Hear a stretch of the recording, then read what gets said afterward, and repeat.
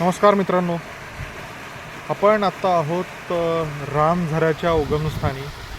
आणि गेल्या वर्षी डिसेंबरमध्ये आपण रामझऱ्यासाठी देहू ते आळंदी एक पर्यावरण संकल्प पदयात्रा घेतली होती. त्यावेळेस देखील आपण हा इश्यू हायलाईट केला होता.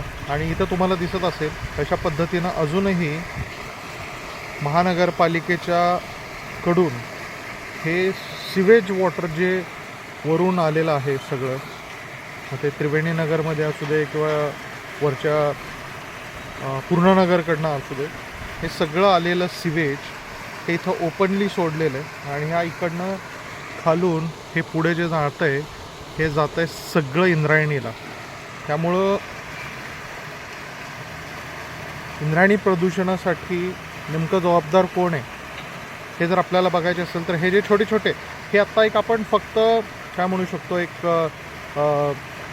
प्राथमिक स्वरूपाचं हे आपण विश्लेषण करतो आहे की कशा पद्धतीनं पिंपरी चिंचवड महानगरपालिकेकडूनच खरं तर हे सगळे सिवेज लाईन्स हे कुठल्या तरी STPला किंवा ATPला जोडले गेले पाहिजे होते. किंवा हे जर डोमेस्टिक सिवेज असेल तर हे STPकडे जाऊन हे ट्रीट होऊन पुढे जायला पाहिजे होतं. इथे हा एक STPचा पंपिंग स्टेशन देखील आहे, पण त्याची देखील कॅपॅसिटी खूप कमी आहे आणि त्यामुळे हे सगळं इंद्रायणीला जातं आहे.